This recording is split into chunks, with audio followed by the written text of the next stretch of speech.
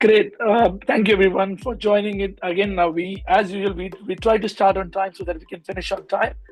For everyone joining in from various part of the world, thank you very much for joining the webinar, which is about University of Canterbury International College and study in New Zealand. Now, good evening from New Zealand. We have our panelists from Malaysia also, and again we have our people who are listening us or seeing the webinar are from various parts of the world. So I'll just go for a brief. Now, ideally, this webinar is study in New Zealand, so we just want to make sure that we are not talking about UK, Canada, Australia today. We are talking about New Zealand. Though we're talking about UCIC, which is a part of Navitas group, but ideally Navitas have options in multiple countries. Now, again, University of Canterbury International College is based in Christchurch, which is a pathway college to University of Canterbury. So we will talk about options where students can't meet the requirement of University of Canterbury and how they can go towards opportunities with UCIC. Again, there are benefits of going through the pathway, or they can follow directly the UC. I believe Dr. Ian will be talking about various opportunities, what people have and where we have. Now, as we have 4 panelists today. Again, anybody who can't listen us, please raise the hand or please quickly put a message on the chat box. We will try to see if we can fix it. But I believe everyone can listen, except if you're asking question, we can't do much yet. So we have panelists today. I'll ask every panelist to introduce themselves for 15 to 30 seconds, and then we can take the things forward. So over to you, Dr. Ian. First is you. Well, lovely. Thank you for having me, and it's a real pleasure. I am the Director of Recruitment and Admissions at UC International College. I've had a reasonably long career in university education, starting out as an economist and then moving more into international education, partnerships, and recruitment. So it's a real pleasure to be here. Thank you.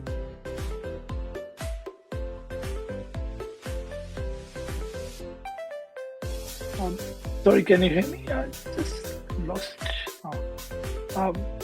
Over to you, Raja, if you want to add from your end. Hi, everyone. I hope you can hear me clearly. It's a pleasure being here. I've been in the education since early 2009. And I've been handling a lot of international students from different countries, and happy to be part of the RBS Intellect group. So if you have any questions to study in New Zealand, you can always reach out to any one of us. Thank you. Good, thank you, Roger. I think Son, over to you. Hi, this is Sun. I'm based in Auckland. I'm licensed immigration advisor. And if you have any questions about immigrations, put it in the chat box and I'll try to answer your questions. Great. So I think before we go to a UCIC presentation, I normally always cover 2 basic things or basic slides to make sure that we are all on track. So why New Zealand and what's the benefits and where we should look into. So again, New Zealand is a part of one of the OECD country. We have students coming from across the globe. It is one of the excellent education system we can imagine, in the same way that all the universities which are in New Zealand are in top 500. Now it's one of the safest countries in the world, always ranked in top 10 in the world around studying or raising the family, if you're coming with a family, or to make sure that you are going towards the further education. Now, in terms of New Zealand, one of the best things which been happening from last few years, or New Zealand was one of the first country to introduce in-study work rights. We have students who come to study to New Zealand in certain courses which are approved under post-study work options. They can work 20 hours while they are studying full-time.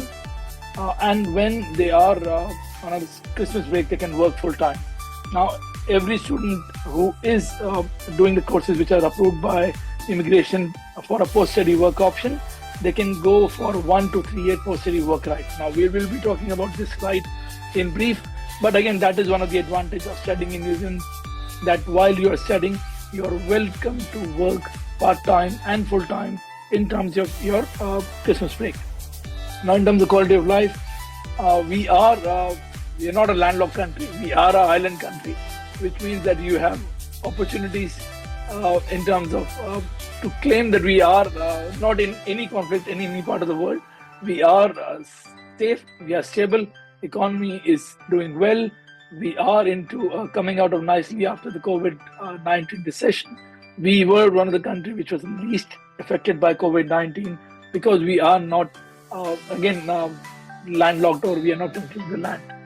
Now, but again, at the same time, you also get to know that this country is a bit on the southern hemisphere, so we are not, we are a bit far away from the Asian side or from the European side, but again, we are closer to the US side, if you want to see that. Now, while we are going to the presentation after that, what we want to cover is that what we call as levels and how the qualifications are kind of mentioned in our study options. So in New Zealand, we have similar rule as a Commonwealth country, which we have level 1 to level 10 now, which is masters, postgraduate, bachelors, and diplomas. Now, the only difference that you see in your screen that we call levels to all the qualifications. So qualifications which are at level 10, we call as a doctoral qualification or a PhD. Any qualification which is level 9, which is a master's, which can be 1 year, 1.5 year, or 2 year. Any qualification which goes to postgraduate diploma, which is a 1 year or a 6-month PG certificate, or honors bachelor's will be called as a level 8. So you may see these terminologies when you see your offer letter or when we talk about. And the big part is that level 7, which is a bachelor's, which will be a kind of key highlight today. And then we have level 4, 5, 6, which are certificate and diplomas, which are leading to various study options. Now, if you compare with Australia, it is equivalent to a 0 degree, or we call it a diploma here, or we have a bachelor's. So kind of denomination or namings are same, but you will find these terms used again and again while we are on talking about the education system of New Zealand. Now, just remember that for immigration New Zealand, a lot of things are important when you talk about which course you're going and how you're going, because some of your courses are not eligible for post-study work options. So we just need to make sure that when we talk or apply to anybody, we are covering those terminologies properly.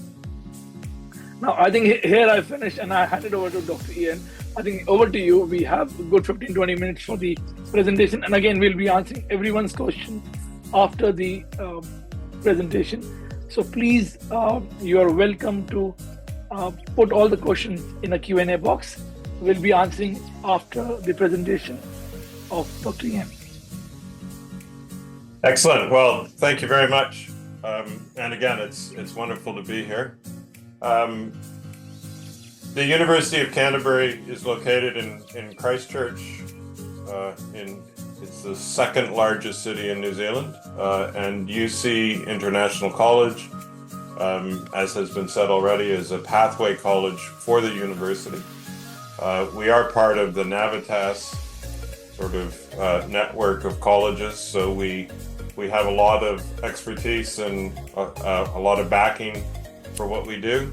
And I will tell you a little bit. I'm going to start slightly in the same way that that you've already heard. But I mean, New Zealand is it's a well-respected educational country. It has a very strong education system. As has been said, all of the universities, there are 8 universities. They're all public institutions, so there's a very strong academic quality management system in New Zealand. All of the universities are in the top 2% of the world. Everybody is concerned about rankings, and rightly so. To be in the top 2%, I think, should provide you with the confidence that the quality of the education that you'll get in New Zealand is right up there. And then you can start to think about what institution has the best fit for you. And I was born in the United States. I grew up in Canada. I did my PhD and in Vancouver and in Canada. I think it's often overlooked the importance of the fit of the student, the interests, and the institution. New Zealand has a very future-focused teaching method. It's very important that the students, when they graduate, can move into employment. Employment both here in New Zealand with post-study work rights, but also globally. And New Zealand's teaching approach was a few years ago ranked as the most suitable for preparing graduates for the future. Things like analytical skills, problem solving, creativity. It's not rote learning. It's more self-directed and future focused, as I said. A few pictures. We're just moving into the spring here in New Zealand, and New Zealand has quite a large agricultural sector, sheep and dairy production. As was said, New Zealand is a very friendly country, a welcoming country. New Zealanders are very open-minded and welcoming of people from all over the world. And we are embracing of different people, different faiths, beliefs, religions. We are not, as I think was said, we're not in conflict with anybody. It's a safe place, and that's also an incredibly important factor for choosing where to study, choosing for your son or daughter where to send them. You want to be sure and comfortable that they will be safe and that they will be well looked after, and that they will have a good balance between a rigorous and world-class education, but also a bit of a work-life balance, right? A happy student is a good student, often. The picture of the mountains. Christchurch is located on the South Island of New Zealand, and through the middle of the South Island of New Zealand, from north to south, are the Southern Alps. And these mountains are about the same size as the European Alps. So very large, beautiful. Talk about work-life balance. It's about an hour's drive from the university to these mountains. And the picture on the right is of the original buildings for the University of Canterbury. The University of Canterbury has just recently celebrated its 150th anniversary. This is the music and performing arts building. It's still used. It's in downtown Christchurch. It looks like what a university should look like, an Oxford or a Cambridge or a Harvard. Christchurch, as I said, second largest city. It's only about 400,000 people. So if you're coming from some of the big cities in Asia or South Asia, it will seem small to you. But it's actually quite a vibrant city. It's a hub for the South Island. It's an international city. Its airport has direct flights to Singapore, direct flights to China, direct flights to Dubai. Not direct flights, sorry. I think the plane stops first to drop some people off in Sydney, and then comes and continues on to Christchurch. It's a beautiful city. It's ranked as one of the happiest cities and one of the top cities for students. It's quite affordable. The cost of living is significantly lower in Christchurch than elsewhere in New Zealand.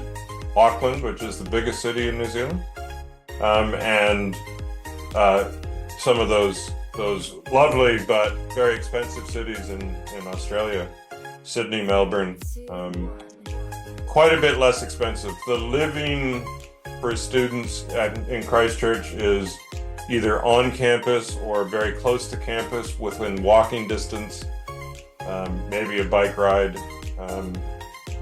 and also close to the CBD, close to the Central Business District, close to the activities when you're not studying. We live about 5 minutes. I live about 5 minutes from the Pacific Ocean, from the coast, and as I said, an hour to the mountains. It's a city that has quite a large ICT and computing industry. We occasionally call ourselves the Silicon Valley of the South Pacific, which might be a slight overstatement, but we do have a lot of important computing companies. We have, strangely enough, quite a large rocket and aerospace industry, because we're so far away from the busy flight paths. We can do a lot of rocket and aerospace research. So yeah, again, part of the choice that you're making is not only the outstanding education, but also where you're going to live, where you're going to live as a student, where you're going to live and perhaps work after you graduate, and maybe stay for longer. So UCIC is a pathway college. We deal with international students and only international students. So we're very focused in what we are doing for our students. We recognize that students have specific needs. International students, very diverse, obviously, and we have students from many countries. But most of them will have a common set of needs as learners. They need to adjust to a new country. They need to adjust to a new education system. They need to often adjust to a new language, not only learning, but living in a new language. So what we can do as a pathway college that focuses only on international students is that we can really focus on that transition from wherever it is that you come from to New Zealand, and prepare you for success when you progress into the university. So when we have sort of a graduate profile, we want to instill in our students the ability to be confident, to be determined, to be hardworking, to be resilient, to understand that they will be successful, and to be ambitious as well. Aspire to be a graduate, a university graduate. We support our students. We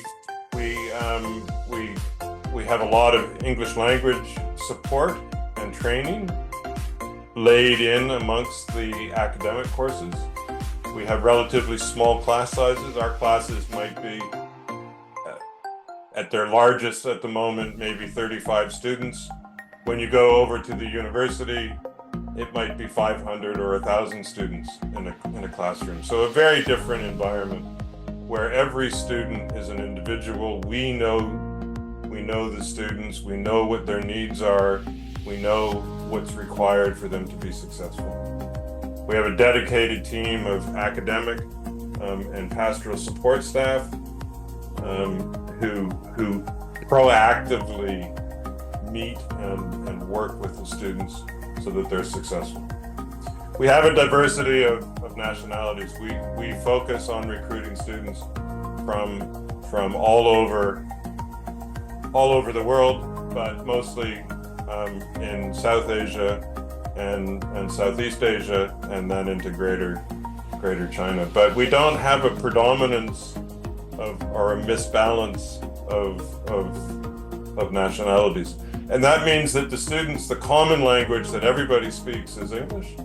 And we really do encourage students to speak English at all times while they're on campus.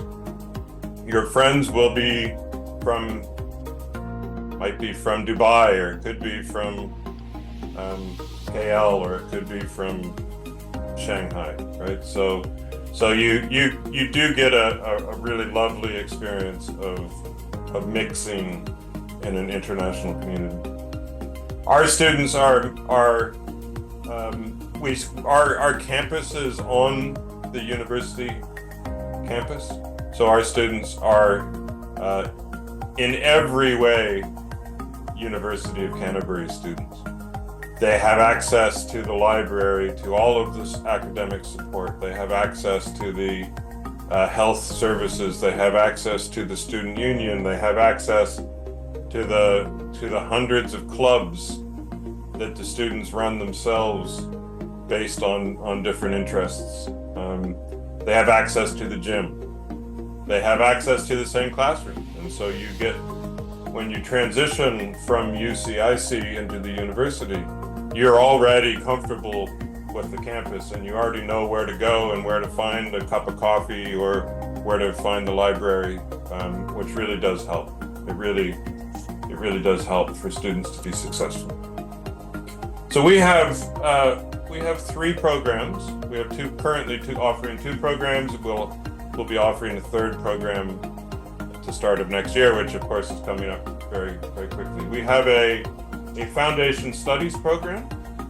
It is a level 4 program. So in New Zealand, the level 4 program is the end of high school. And it is essentially that. It's just the equivalent of the last year of high school. And students with the foundation studies program can progress into the first year of bachelor studies. And we have what we call a UTP, or a university transfer program. It is essentially a diploma. It is the equivalent of the first year of a bachelor's degree. And students from the UTP progress into the second year of the bachelor studies at the university. Okay? So it's the equivalent of the first year, progressing into the second year. Some students, because they love being at UCIC, will complete the foundation studies program and choose to stay and study the UTP with us. If that is what is required for success for you, then we will work with you and the university to make sure that you're in the right place. Okay, we will be offering a pre-master's program, which will be essentially the equivalent of the final year of a bachelor's degree, preparing you for master's study, further study at the master's level. So, I mean, the university is it's highly ranked. It's ranked in the top 300 in the world. It's a comprehensive university. It doesn't have a medical school, although it does offer some health science. Somewhere in here, there'll be a Bachelor of Health Science down here at the bottom. It's probably best known as an engineering school, engineering, computing, and also best known as a business school. It has a very good business school. It's Triple Crown accredited, which puts it in quite an elite group of other business schools worldwide. Our foundation studies program allows students to progress into any of the bachelor's degrees offered by the university. So you can progress into business, engineering, science, arts, any of them that you want. And when you come to us, we work with you to identify what your interests are as you go through, and we make sure that you're taking the right courses to be able to progress. Okay, it's a 2-semester program, so it's about 8 months. We have 3 intakes: February, June, and October. And as I said, when you complete the foundation program, you progress into the university at the beginning of a bachelor's program. The UTP, or the University Transfer Programs, the equivalent of the first year of study. It is a 3-semester program, so you study with us for 12 months. Same 3 start dates, but 3 semesters with us. The reason that you study for 12 months with us, if you went directly to the university, it would be more like 9 months. But the university doesn't teach over the summer holidays, and we do. But what we do is we spread things out a little bit. We give you a bit more time, and we lighten your course load so that you have more time to build your English skills, build your comfort in New Zealand and at the University of Canterbury. So we think that it's better to give up some summer holidays, but to be prepared.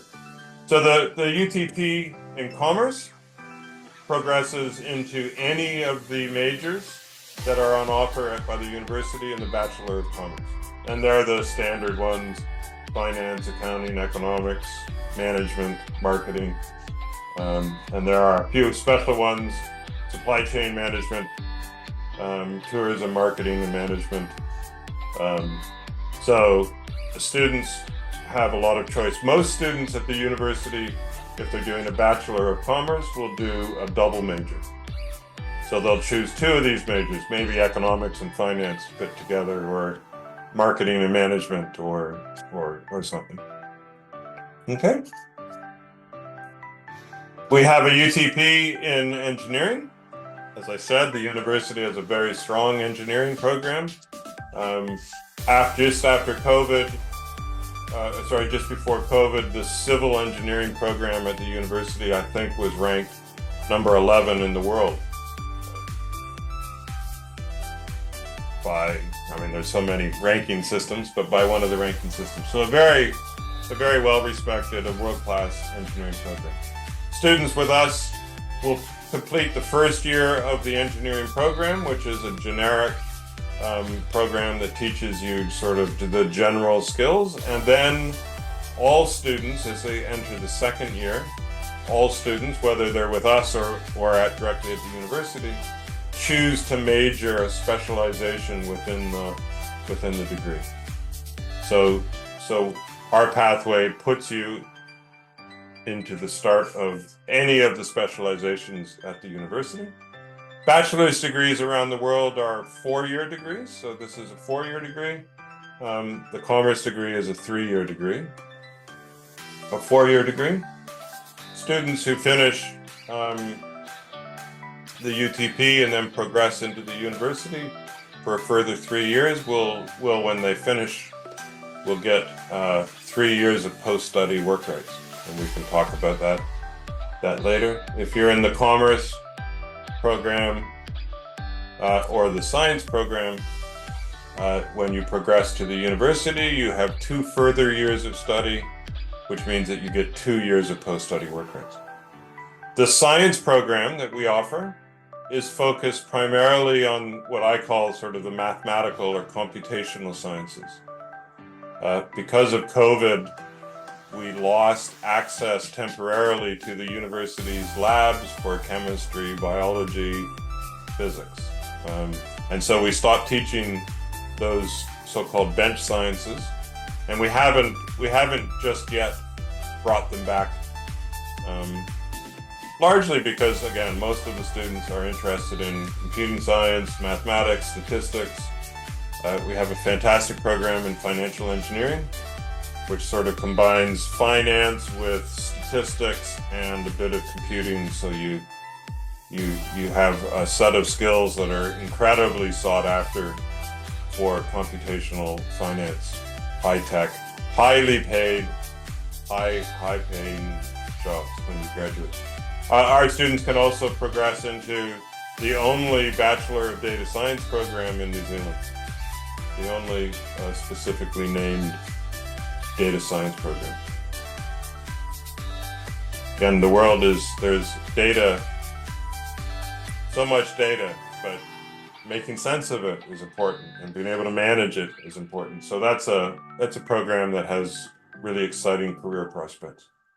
As I said, we have this new collaboration with the university in the pre-master space. It has a fancy name, a Diploma in Advancing University Studies. I didn't choose that. Just think of it as a standard sort of pre-masters, where students can come out of sort of an advanced diploma level, or perhaps a bachelor's degree level, but at a university that's perhaps slightly more low ranked, or perhaps at an academic level that is below the normal entry requirements.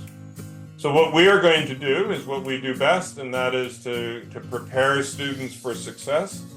So we're going to teach the first semester of this program, and we're going to instill in students a whole bunch of really critical skills for success, and then they will progress on into a semester at the university at the 300 level, or the final year of undergraduate study, to make sure that they have the specific knowledge that's required, and then they progress into a master's. And we're working to create this semester with UCIC to be a standalone pre-masters as well, for students who have a bachelor's degree, but perhaps, as I said, with a GPA that's just a bit too low, or maybe English language, one step below the requirement. So very exciting. There's not a lot of information about this program on our website yet, because it is coming on board next year. But if you have any questions, I'd be happy to try and answer them for you. Scholarships. We offer all of the students who are eligible for study at UCIC. We provide a $4,000 award, which, depending on the tuition fee, is somewhere between sort of 10-15% of the tuition fee. The university has a number of first-year scholarships, and even though many of our students will progress into the university as second-year students, for the purposes of scholarships, they're considered as new. And so a student who finishes at UCIC is eligible for all of the first-year international student scholarships, some of which are competitive, but some of which are more like ours, are offered to all students. And it's possible, and I can say it's possible, I know, because I've hired a student to help with marketing and social media, who has come from UCIC. She was a very good student, one of our top students. And when she progressed into the University of Canterbury and in supply chain management, actually, she received $28,000 worth of scholarships from the university. So it's there. Just very briefly, because this level of detail is probably best looked at from our website or specifically with a question. But our English language requirements for all of our undergraduate pathways are IELTS 5.5, no band below 5.0. The pre-masters program will have a requirement of IELTS 6.0, no band below 5.5.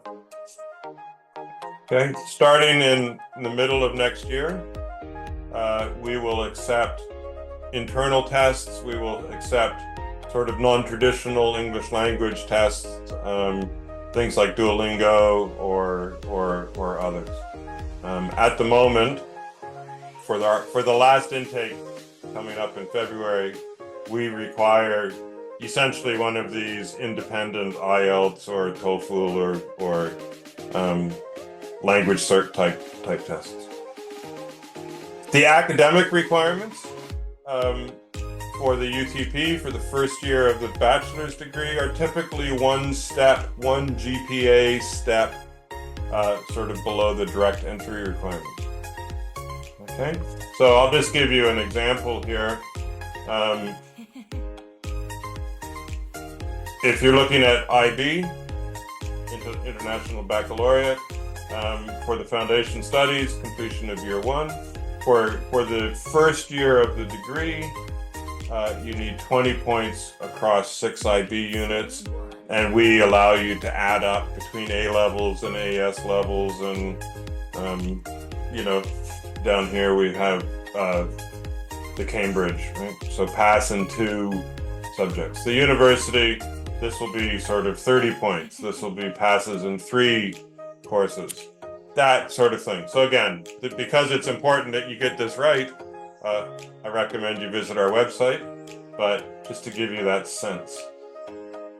One of the reasons why it's important to us that we will be moving to accepting an internal English language test is that UCIC owns and operates the Christchurch College of English. So we have one of the premier English language schools in Christchurch and in New Zealand.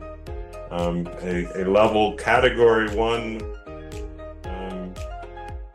NZQA, which is the New Zealand Qualification Authority. And so students, if they need to build their English language capabilities, can do so as part of our family. They can come to Christchurch, start that transition in terms of the living arrangements, and study with us. For academic English capability, it's often best not to just do an English language test, but to do a purpose-built course in English for academic purposes. So these are 12-week programs, and students who do a CCL English language EAP program will receive a 15% credit on their tuition for the English language.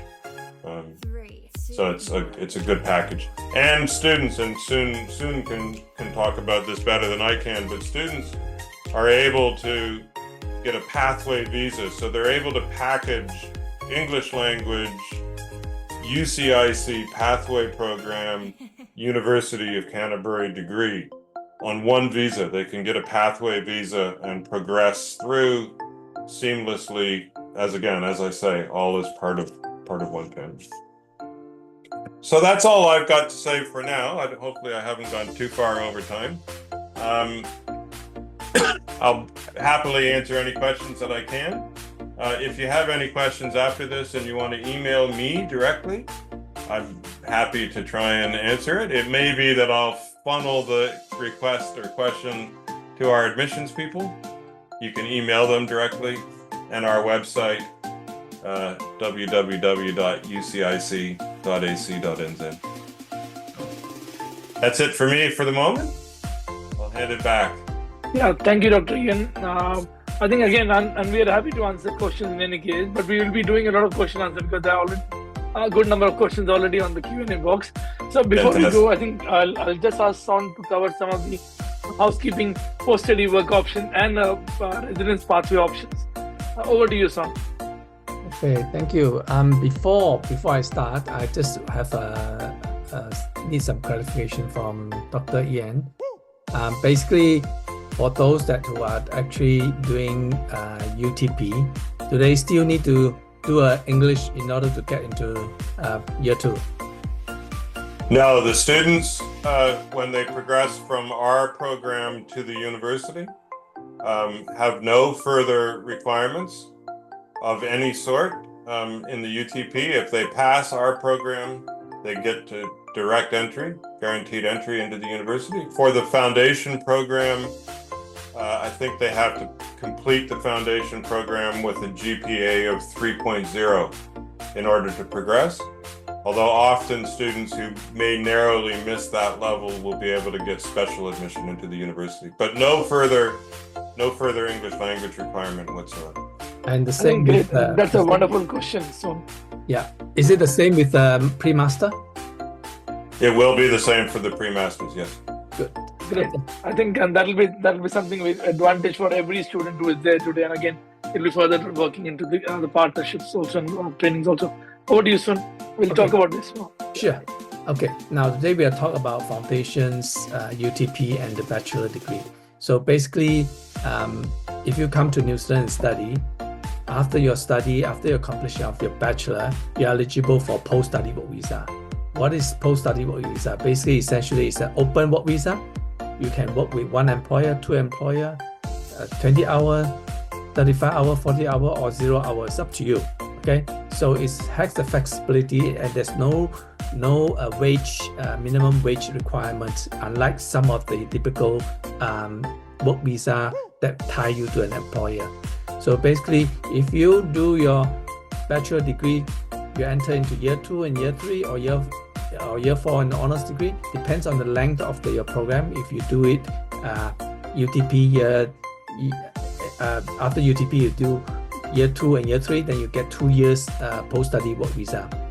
And for master degree, similarly, if you complete the master degree, you get a 3 years post-study work visa. Doesn't matter whether it's a 1 year or 2 years master degree. Okay, essentially this is the pathway that are eligible for those who are wanting to go into bachelor or master degree. So just to briefly go over the skill residence pathway. Currently, we have 3 pathways: skill migrant resident pathway, a green list pathway, or the care workforce and sector agreement pathway. Forget about care workforce and the sector agreements. I think the government is going to soon remove that. So we focus on the skill migrant resident pathway and green list pathway. So this is the infographics that you can see. Basically, look at 6 points. All you need to do is to achieve 6 points for SMC. Basically, if you complete your bachelor degree, you get 3 points. Okay, and you need another 3 points. How do you accrue another 3 points? That is by working in New Zealand in a skill employment. Each year, skill employment will give you 1 point. So you need to work 3 years. If you do master, you get 5 points. And if you do engineering, say honor degrees, you get 4 points. So you only need to work 2 more points. But for engineering degrees, if you are on the list of a green list, if your job is on the green list, and most of the engineering jobs are on the green list, the moment you receive a job offer, forget about point system, you will get a straight to residence. Meaning that if you come to study with University of Canterbury and you finish your degree in engineering, say electrical engineering or civil engineering or mechanical engineering, when you receive a job offer that meets the medium wage requirement, you will get you're eligible to apply for straight to residence. You don't have to work even don't have to accrue the points from the work experience. But if you if you study in other areas which is not on the green list, then you need to accumulate 2 points or 3 points. Okay, so I have already covered the SMC as well as the green list pathway. Yeah. So by the way, I'm actually a graduate from University of Canterbury in 1991. That was almost 30 years ago. It's a lovely campus. There's an Avon River flow through the campus. It's one of the most beautiful campus in New Zealand of all the universities. All right, Ian will agree with me. And at the same time, just for your information, our current Prime Minister, Christopher Luxon, is an alumni of University of Canterbury. And one of the very famous figure from University of Canterbury is Ernest Rutherford. Ernest Rutherford is one of the pioneer in nuclear science before he moved on to Cambridge.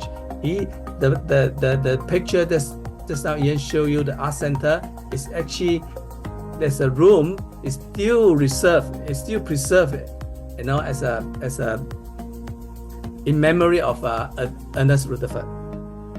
Okay, hand over to you now. Great, thank you very much, Sun. I think I didn't know that you'll be adding a lot towards UCIC and UC today. So again, as we do, we are going towards the Q&A. Now for everyone, you are welcome to put the question answers in a Q&A, and I'll be not, I think if the questions are repeating, I'll be not taking it forward.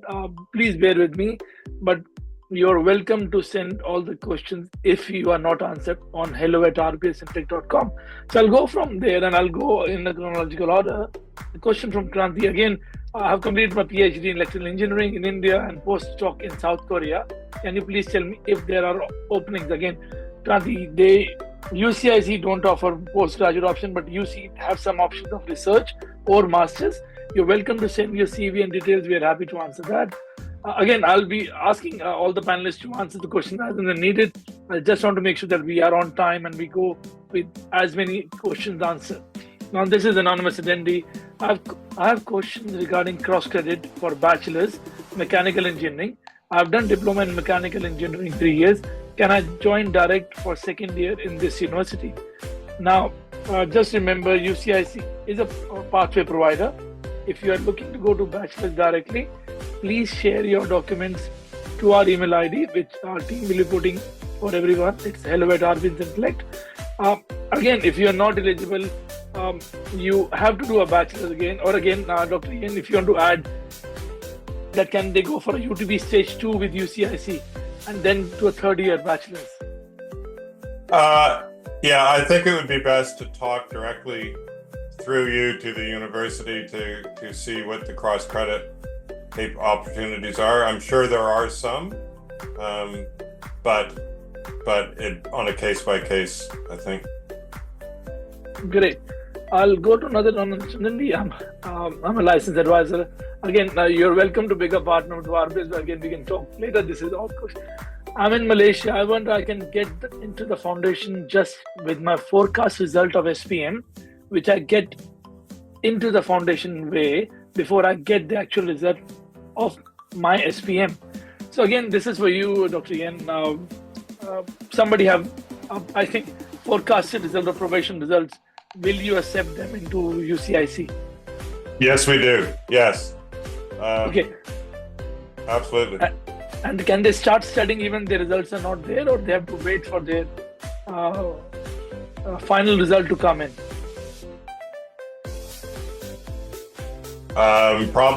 Yeah, that's a good question. I'm not actually sure about that.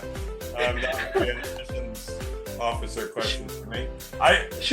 But we will definitely process, provide the offer of place. You will be able to start the process of applying for a visa. Yeah. Great. I think we will. Can I go ahead. I think what this student need to do is that we apply, get the visa done, and arrive.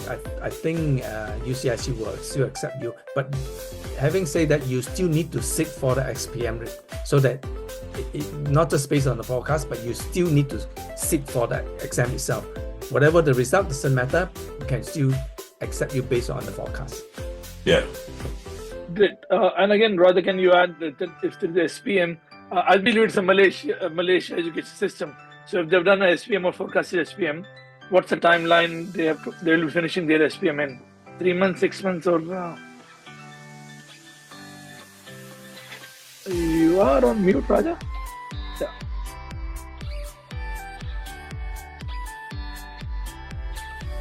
Hello? Yep. Yes. For that one, I need to see the transcript if possible. Great. I think so. Again, guys, whoever's question, again, it's anonymous. Please send your question to hello@rbsintellect.com so that we can answer. Thank you, Raja. I think this immigration question. My son is doctor, will cross 21 years of age. Can include in the PR application as an overage till 24 dependent child? Over to you soon if you want to answer this question. Yeah, I'm not sure. Not quite understand the questions. Perhaps you can email to us and then we can try to answer your questions. Basically, if it's up to 24, you can still include the dependent child, but it's over 24, then you cannot include. Great. So that should be the answer to the question. Now, another person, can I get scholarship for foundation without paying the international fees? So again, Dr. Ian, do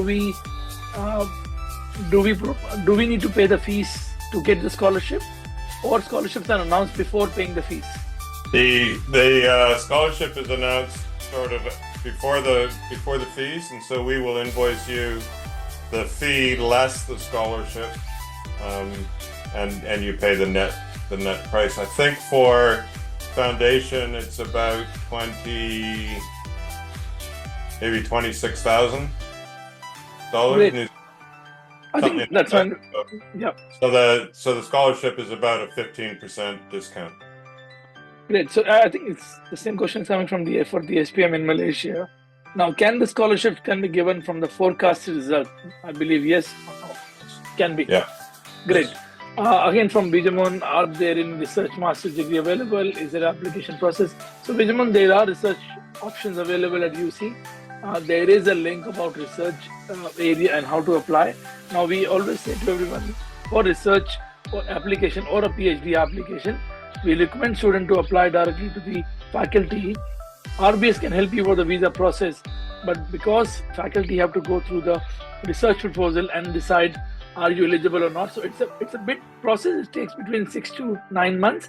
Now, again, if you have your CV, please email us. We are happy to guide you with the process, but it's a bit of tedious process. It's not a straightforward.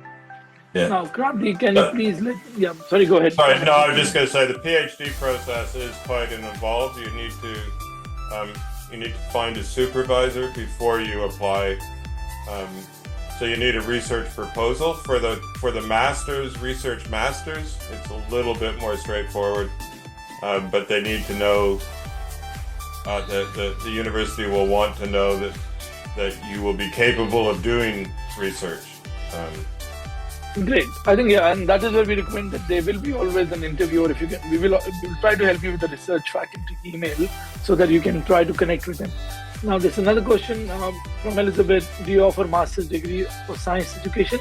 So again, Elizabeth, there are master's options. UCIC in particular don't offer masters, but UC offers various master's options.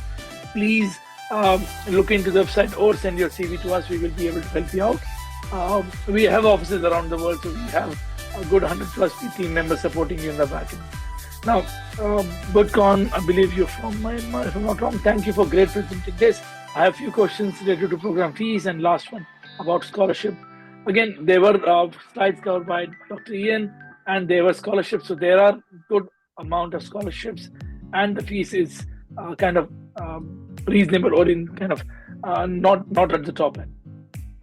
Anonymous attendee, I'm from Bangladesh. I have completed my 4 years in polytechnic degree after 10, which is again year 11 or year 10, Dr. Ian, in New Zealand, NCA year 10 or 11. I'm not beating PT score, which is 47. I believe that is not equivalent, that is 5.5.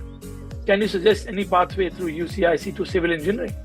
Now, this is a before foundation. Over to you, Dr. Ian.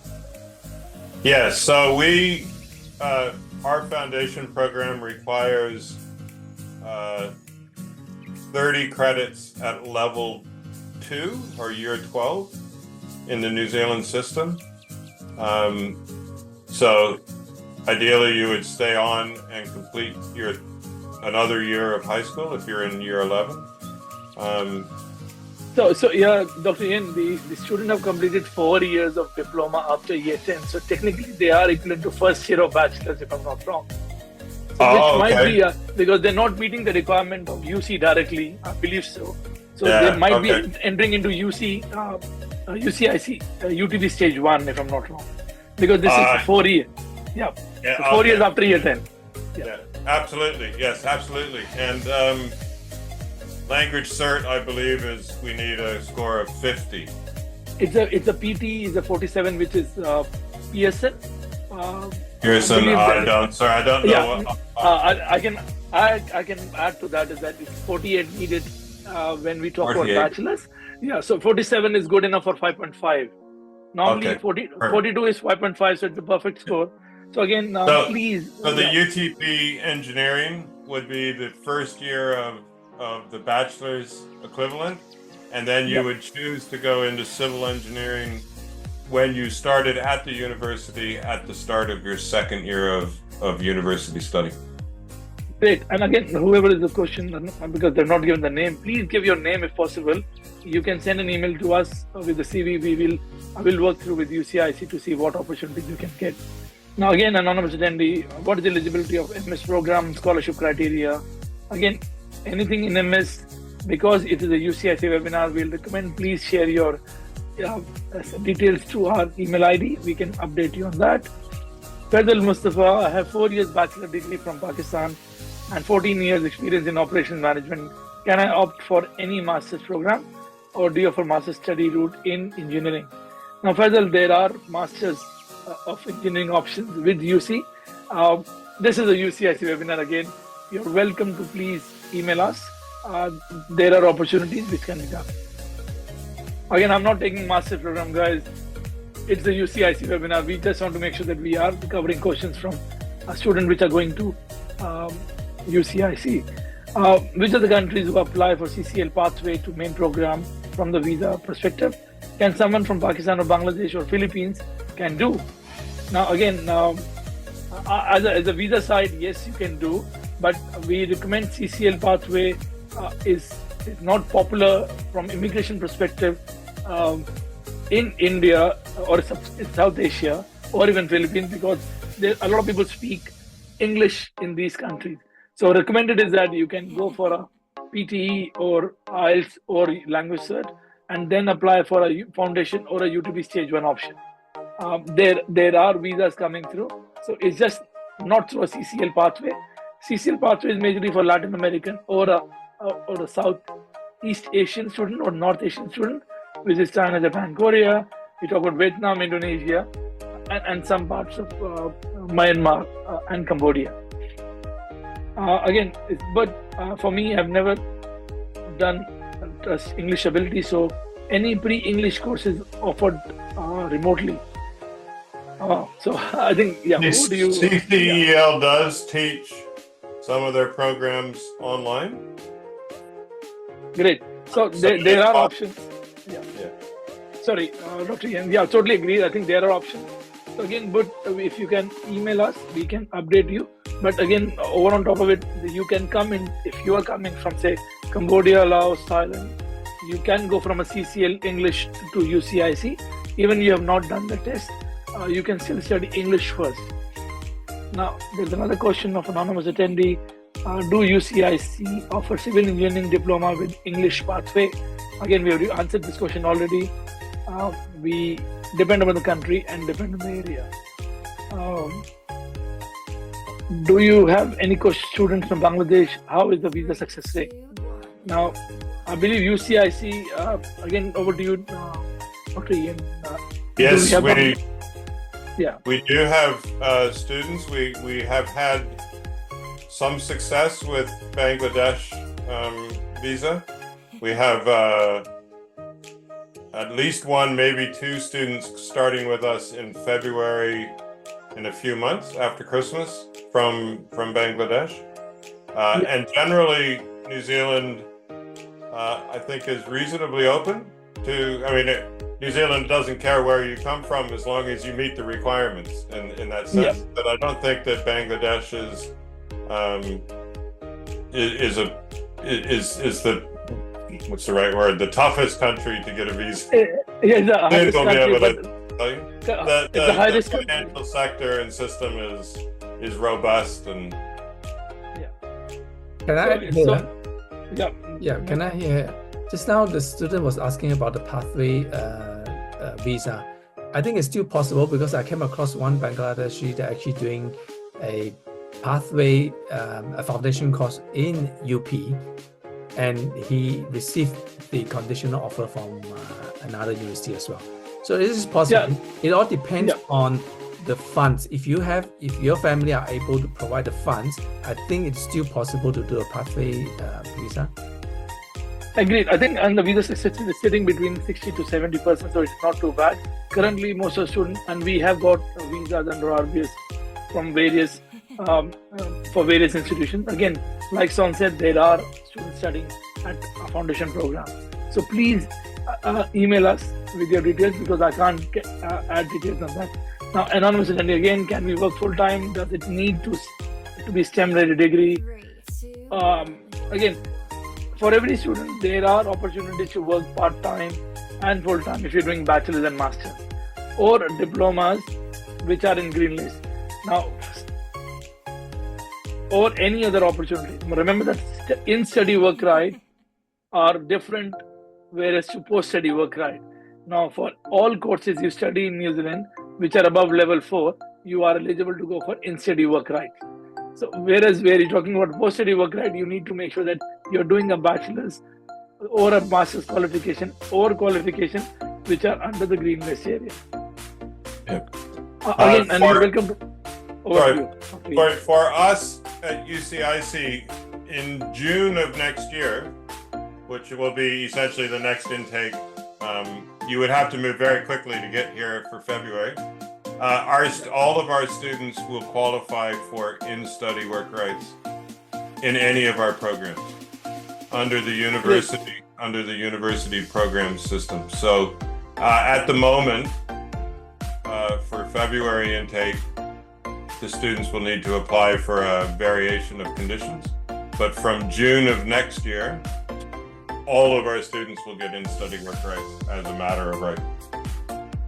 Okay, great. That's updated information. So, going to question from Leo, can you please discuss master's program and the various courses of masters? Can I bring my family? Again, Leo, there are options and courses at UC, not at UCIC, where you can bring your family, and there are opportunities to in-study or the various course options which you want to do. Please share your CV. We can update on that too. Anonymous attendee again. I'm a student. I want to apply for undergraduate engineering program at your university. I have completed GED and I want to know if I'm eligible to apply for medical engineering or IT graduate program. So again, as Dr. Ian said, there are opportunities to go for a science and IT program, but we need to have more details so that we can update which level you can go in. Again, Dr. Ian or Sun, you want to add something on that, or is all good to go? The university has, we don't have a medical school, but the engineering faculty does have, in mechanical engineering, quite a strong program in medical machinery and devices. Great. This question is: the psychology-related masters or bachelors fall in the green list? See, I believe yes, the psychology options are there in green list, but depend upon which we have to see the detail. What are you eligible or not? There are 160 plus occupations, so please you need to make sure that they are updated regularly by immigration. Again, Leo, I already hold MBA in accounting in the US. Can I still study masters in professional accounting? Now, for a candidate, if you have done a postdoctorate or you have done masters, New Zealand allow you to do a second masters or third master. We have seen students doing multiple masters. It can be masters by research, masters by philosophy, or you can go for a postdoctorate option. So please, again, you can change your streams. You can work in any area. That is not an issue. You can justify to immigration that why you are changing the stream or why you're doing this qualification. Now, good morning. I'm Jonan from Philippines. I'm greatly interested in your post-study programs in order to transition to university. Is there any scholarship for that? I believe we have covered that already. Please send your details. We will be able to help you out. Laksh, how much scholarship can I get with 86% in PCM with non-medical stream? Again, Dr. Ian, this is the PCM is a high school student from India, and 86%, which is quite kind of I would say nearly A, if I'm not wrong, or A minus. I believe that will be sufficient for the scholarship what UCIC is offering. Certainly through UCIC would be no problem at all. I don't know about the university. I can't answer that specifically. Great. So as for everyone, guys, if you do a pathway to UCIC, the scholarship options are more brighter and better. If I say that, if you go directly, you need to compete with other students and as for the entry requirement. Now we'll go to Elvin's question: is the scholarship for domestic or international students for foundation studies? Now UCIC is the international provider, which means that all international students are eligible for scholarship. When we talk about domestic, if you're a domestic student, your fees, you have to go down to UC directly. The fees are already subsidized by government, which can be valid for you.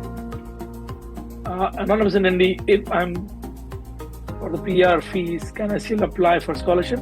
Now, I believe UCIC don't take students which are domestic. So for anybody who is a resident in New Zealand, please directly reach out to UC. Is that correct, Dr. Ian, if I'm not wrong? That is correct. We will, on a case-by-case basis, we will consider domestic, international to have a New Zealand passport for foundation studies, but unfortunately you'll have to pay the fee, the international student fee. It works out for foundation studies. It works out as a decent option because the New Zealand high school system is very difficult to enter in its final year and then to progress. So if you're coming into foundation studies, even if you have a New Zealand or an Australian passport, we would talk to you and make sure that it was in your interest to study with. And if I'm not wrong, they also end up saving 1 year if they go through a diploma pathway, because they don't need to do year 12 in New Zealand. Yeah. They can go from year 11 itself. So again, you save some money in any case, and you save a year, which is more important. So we'll go to Sophia. Does university provide support in registration process to related courses if a child required? So again, Sophia, yes, UCIC will support in terms of UCIC to UC pathway, whereas RBS will support in all the opportunities and options in terms of going to UCIC. But again, we will try to get the package offers. It will be conditional offer letter. Is that correct, Dr. Ian? So if somebody takes, yeah. So the students, when they get an offer from UCIC, receive a conditional offer from the university. And the conditions, as I think as Soon asked, the condition for foundation is to complete our foundation studies program with a GPA of 3.0. The condition for a UTP student to go into the degree, second year of the degree, is simply to have successfully completed the program with us. No further condition. Great. I think there's a question from Mohammed. Is the GED acceptable? Again, Mohammed, if you can give a brief on what is the GED stands for, it'll be easier. Otherwise it'll be difficult for me. But again, there are a lot heard of GED and it is acceptable. Okay, great. Thank you, Dr. Ian. What it is exactly, but it's yeah, I've heard the word, but I don't know exactly what it stands for. But again, thank you very much for clarifying. And at least it is acceptable. Again, going to Sophia, I think we've gone through this question. We've gone through from Ahmed. We'll go to one of the last questions from Nalibina Sai Krishna. I had a BTech in civil engineering. I'm working now. Like to do masters of water resources. How I can get the scholarship, and after completing master's, job opportunity. So, Sai, the whole idea is that again, if you're going for a master's option, we need to follow with the UC pathway. So please share your documents. We are happy to give you details and go through the opportunity. If you're not eligible, you can go through UCIC's pre-master's option, and there are some scholarship routes given there. Again, there's a question again last. How I can get PR? Can you help me with this? I'm working as civil infrastructure engineer. So again, I believe your question is directed to Sun. If you can send an email, again, Sun, if you want to answer this, it's a very kind of vague question for now, but over to you, Sun, if you know this. Yeah, basically, if you're not coming here to study, you need to find a job from an accredited employer. Only the employer can offer you a job, then you can apply for a visa. Otherwise, you just can't apply for PR direct. Again, so I'll just say, Sai, if you send the message of your email, please share us email to hello at RBS, because we can then come back to you with the full details. Again, I think I'll probably we have finished our questions there, and good questions coming in. Now, as I'll just, because we're finishing, any few minutes, few words from all our panelists before we close the webinar. Again, thank you very much for joining in. But over to you, Dr. Ian, if anything you want to add before we go back. Well, no, again, thank you for coming along to listen to us. Any questions, happy to answer them. Email, work through RBS. They do a fantastic job looking after our applicants. And I hope to see you in Christchurch in the near future. Great, and thank you, Raja. Thank you, Sun. Also, I believe you're part of our team, so it will be great. I think if you're in Malaysia, please reach out to Raja. Again, if you're looking for immigration advice, Sun Sonal Lim will be a great person to reach out again. Otherwise, I can tell you there are a good number of people behind the scene who are working in the RBS. So if you are able to reach out to us at hello@rbsintellect.com, we'll be able to help you out. Thank you, everyone.